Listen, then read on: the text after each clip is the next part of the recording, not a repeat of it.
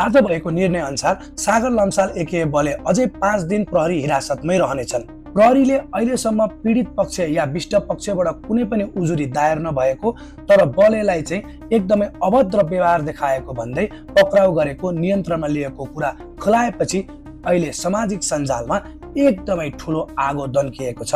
एक पक्षले पीडितको आवाजलाई नदबाउनु, पीडितलाई अझै पीडा नदिनु भन्ने सन्देश दिइरहेका छन् भने अर्को पक्ष बले समर्थनमा छन्। उनीहरूले कुनै पनि उजुरी बिना किन बलेलाई पक्राउ गरियो, यदि बले दोषी हुन् भने उनलाई फाँसीको सजाय भए पनि केही फरक पर्दैन, तर यदि दोषी होइनन् भने उनलाई क्षतिपूर्ति, चरित्र हत्याको क्षतिपूर्ति कसले दिन्छ भन्ने आवाज उठाइरहेका छन्। नियोजित रूपमा उनलाई फसाइएको हो भन्ने कुरा पनि अहिले सामाजिक सञ्जालमा उठिरहेको छ। हामी भने सत्य तथ्यको निष्पक्ष छानबिन होस् भन्न चाहन्छौँ र दोषीलाई कडा भन्दा कडा कारबाही होस् भन्ने चाहना राख्दछौँ। धन्यवाद।